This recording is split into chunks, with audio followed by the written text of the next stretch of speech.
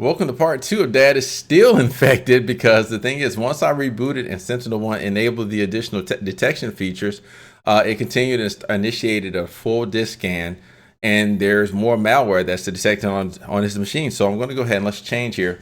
So I'll show you what I'm looking at. So one of the things I want to check first of all is to confirm if the full disk scan has been running, and it's continuing to run. SentinelOne doesn't really cause a lot of application or processor impact, more so, or not really process, but yeah, I guess processor impact or anything to computer resources.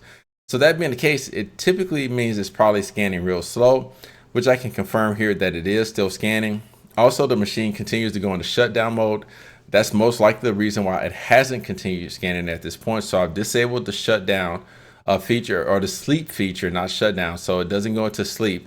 And at this point, it's continuing the full disk scan. And we're going to see some more stuff, but it's literally when I started recording the video, things were popping up just a couple of seconds ago, and I wanted to get it on that take, but unfortunately I messed up on that take of the video. So now that I know that it is scanning, let's go ahead and look at the threats, and let's kind of take a peek at the different threats or incidents. What it calls incidents. We're on incidents tabs, and we're looking at threats. So I'm going to close this for a second, and we're looking at this file to see this is the new one. Well, this is, well, actually you can see it's 16 what, 59. So that was about 3 minutes ago when that one popped up. This was this morning. So we're going to kind of work here in chronological orders. I'm going to hover over that. So app integrator.exe. And so what we can do is I'm going to first jump to virus total. Okay, so coming back with a lot of stuff, but once again, if you start to kind of pay attention to some of the things, you see, oh, another threat was detected. Wow, that one just happened in real time. All right, so you can see, look at this. Wow, so man, Dad's computer is really infected. Oh my gosh. So anyway, this is a lot of stuff, but this is the result of a machine he used at work, because he was a security guard before he retired. Or actually several years ago, he did another job after that. But then as a security guard, they used to watch DVDs. And of course, they downloaded these DVD playing software and stuff like that. And it was just not good. This was in the McAfee days when you didn't really have access to stuff like SentinelOne, right? So anyway, and most users don't have access to SentinelOne, by the way. That's why you don't get a chance to get trained on this stuff, which is what corporations are looking for. Anyway, I'm not going to get on the soapbox about it, but let's go ahead and let's jump into the detection. So if we look at virus total, typically what we're seeing is a theme. Adware, my web search, we can dig into these. So we can take any of these. So for instance, if I go to Fortinet and I take this one and I look at this one, I can take it, open a new tab, and let's kind of get a description. Like I choose Fortinet because I want to choose some of the reputable sources here. Actually, there's Microsoft. Microsoft has a detection here. So let's look and see what they say. Poor reputation. Is this a post from somebody? Yeah, that's not what I'm looking for. I actually want to go straight to the Fortinet, and I can Google Dorkit. For those of you out there that are saying, why don't you just Google Dorkit? I can't. Okay, so the detection is for installers for riskware and possibly unwanted programs that may include some of the following applications: Photo Frenzy and My Web Search. Okay, so that's kind of what the source of that detection is. And you kind of see a theme here: My Web Search, malware. And so you're looking at, basically, you're taking the general consensus of all of it. SentinelOne right there, static, what is this? ML, machine learning. Static AI, suspicious PE. I don't know what this. I know PUP is potentially unwanted program, potentially unwanted application right there. So, all right, so that gives me some insight. I'll scroll the details here to see if I see anything significant related to this. Looks like I got some different names here. Okay, and that's interesting. Anytime you start to see association with some randomly generated names, that doesn't look very reputable. Says it does have a valid signature, so the software is signed. Let's see what else. MindSpark. Now, if I'm not mistaken, let's see, MindSpark. I think, okay, so I believe when we looked at the first, yeah, okay, so I'm sorry. So once again, you see the correlation here. So MindSpark Interactive. Is this part of the MindSpark? Well, it doesn't say it. Radio Rage 4, though. All right, let's look at this one also. Let's see. MindSpark Interactive. Okay, so we're seeing, so this looks like this is all part of a particular software, Radio Rage. What is this one? Radio Rage. So I'm going to take a peek at and just kind of Google that. And this is native message dispatcher. So this may actually, oh, no, serious, same thing, MindSpark Interactive. So basically what it sounds like is this is almost like a software suite of potentially unwanted applications that's installed on this machine, which is kind of, while as it's doing these scans, these all look to be like in the same, well, let's look at the location, program files. That one says Radio Rage. What did I miss? I just saw one that wasn't. That's Radio Rage. Go again. Radio Rage. Bar. Okay, so some kind of toolbar potentially. I'll look for that. And then radio, what is this? App Integrator, Radio Rage. Okay, cool. So definitely seeing a trend here as far as what this is. Now the thing is, I don't feel like this is super threatening, like this is ransomware. So kind of once I got a sense of what's going on here, once again, I advise you, if you're doing this at capacity for real cybersecurity, make sure you're documenting inside your ticketing system. Make sure you've got approval from the right people to do so. Make sure you basically covered your tail. All right, and so I can kill and quarantine this one. I can't remediate. Action not is available for static threats, and I can't roll back. Once again, it's a static threat, so it's not necessarily making any changes right now. It's just a file that was detected on the machine as part of the scan that was being done by SentinelOne. So for this one, I'm going to mark this as a true positive. Go ahead and resolve this. And the thing is, we can go ahead and blacklist that. That way, then we won't have to ever deal with that. To be honest, I don't know if I even want to blacklist this because I know this is old software, and the chances of him installing it again. And my main concern is that with any type of cybersecurity software, if you continue to add stuff to blacklist, that at a certain point your list becomes a little bit like too big to manage. Okay, so we're gonna start the process there. Let's start mitigating this. Gonna kill quarantine. Oh, now it does. Now, is this not a static threat? Okay, so it does give you an option.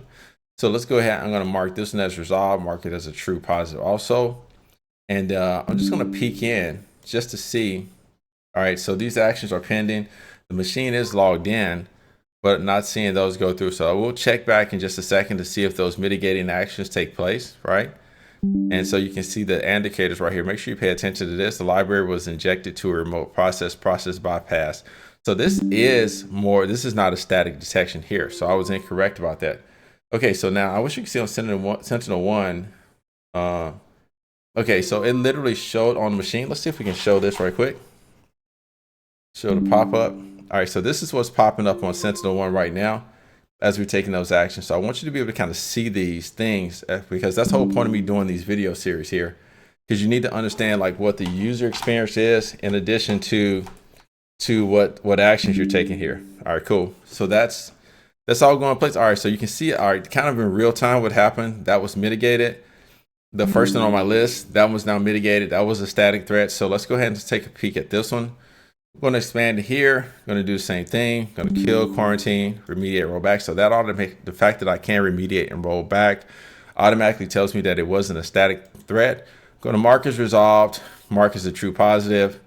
Same thing. Not necessarily worried about blacklisting that because I got a feeling that essentially that's going to be okay. All right, so those are popping up on the machine again. So let's see, these should be changing. And you can kind of see through my email. Okay, cool. So you see basically for my email notifications, because I have everything turned on in SentinelOne, so I can see everything that's happening in the console. So you can kind of see in real time. You hear the pop up on the machine, you see the notifications there. And then finally for this one, let's go and just take a peek. Once again, I feel like they're all just potentially unwanted applications. But, you know, I'm being a little bit more liberal. If I were doing this on a job, I would actually be very detailed and check every threat just to make sure, you know, not just kind of, I'm a little bit freer here, but my encouragement to you is that you want to go through every last one of these. And since this is a good opportunity to show you here, since this one is not a static threat, do we have a timeline? Do we have a process tree? All right, so no process tree or anything like that. So let me check back. This is a DLL. And once again, I can expand it. It'll tell me a lot just through the mitigating action. So if I can kill, quarantine, this is a static threat. I can't roll back or remediate it. So that was a file that's on the machine. Going to mark as resolved, mark as a true positive, and I'm going to go ahead and mitigate that. Now, this machine has been contained since I did the first video. So if you haven't checked out the first video, it was a little bit less focused, but it gave a lot of different type of information in that first video. So let's wait for this a second. This is going to come through. Boom. That's number one. Should have a pop-up on the machine, letting the user know what happens. And the reason that happens is because I have these different features turned on. So I'm pretty sure you can suppress all notifications to the user. So that should clear right here in just a second. To see, we'll wait. And maybe not. Okay. So as soon as I'm away, it will. I don't have any alerts configured, but at that point, I'm looking pretty good because most threats are mitigated at this point. So it's already marked as resolved. So let's go to the ones that actually do have. Yeah, I want to look at this one because I want to look at the threat details. All right, looks like it just went through. And so because this is not a static threat, I'm able to see it. So once again, remember, I couldn't see any of these until the computer logged on, right? And so as you can see here, I have one process, app integrated.exe, command line. There's indicators. We got one process, and we actually have a process ID. We can come down here, and I like this one because this is a great opportunity to see this when it's not a lot going on. You kind of want to see smaller stuff first, so that when you get into stuff that's way more complex, that you can kind of figure out what's happening. So let's take a walk through this, right? So this is the timeline in SentinelOne, right? And so events of the application integrator.exe. Okay, all right, looks like that went through. Our mitigations were successful. So it says right here, there was a behavioral analytics. So it's telling you the type of event, so you can start learning those. It was done. This is the time, so 11:32:35. So this event took place first, 11:32:34. So the process was created, right? And this is the target process name. And then after that, we see the behavior the behavior indicators, which is a library. So what I would assume if I see library, I immediately think DLL. And so there was a library injection, okay? And then it talks about the target process UUID, right? And so we can essentially, I think we can take this and we can pivot and actually find the target process that we're talking about. So let's see if it actually tells us the name of that process. So if I go, can I go back here? And I don't know if I can search this way. I'll try it.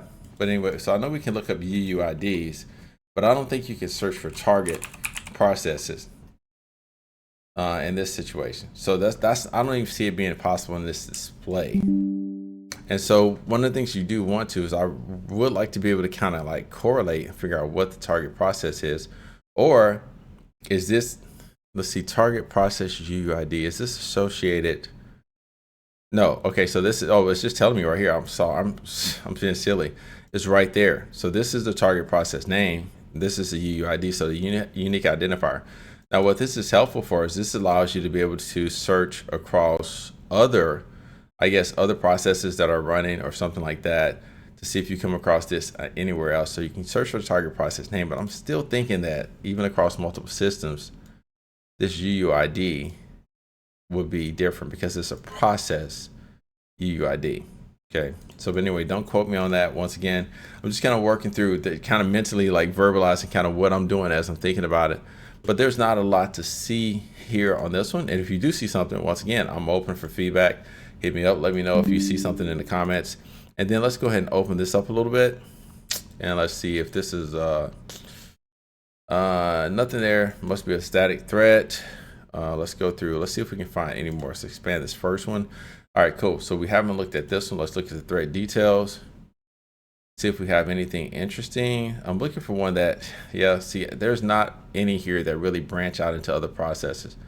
But if I go back here, so now that I've done this, and I'm going to split this into a second video now, because the thing is, I want to do the mitigation here. So that's pretty much it. So with SentinelOne, we do want to make sure that you're keeping your clients' like environments clean. And the thing is, you got to kind of figure out where the line is between doing your investigation and then also, you know, you trying to be a malware researcher, okay? Because the thing is, the reality is, depending on your job role, you only got a certain amount of time that you can allocate to doing this. And for something like this, that's a potential unwanted program. If it's not really going down the path of super malicious malware or something like that. This is really just kind of going like something that's annoying, something that I would typically be used to seeing on a user, like a non-enterprise level PC. So that being the case, you know, it's like, it's what the trade-off is it could be way more sporadic when you're working on a user's machine versus an enterprise or a company machine. When you work on a company machine, you start to kind of learn the programs that they use, and there are a few that are one-offs. But if you're working on an individual machine like this, then it could be anything, right? So, but the thing is, I feel like it's less likely to be as dangerous as something like you would find on an enterprise user's machine, like ransomware and stuff like that. Because, you know, why would you ransomware, you know, some poor person that you can only get $50 to $100 out, maybe 1,000 at the most, when you can get hundreds of thousands. So anyway, on next video, so if you're still here, I'm going to go through and I'm going to actually work to remediate all of my dad's vulnerabilities, so that when he goes home, that hopefully he will have one of the safest machines on the internet. Not really, but it'll be safer. So anyway, if this video was helpful, drop a like on the video. Don't forget to leave feedback, and just want to thank you all for watching. Thank you for supporting the channel.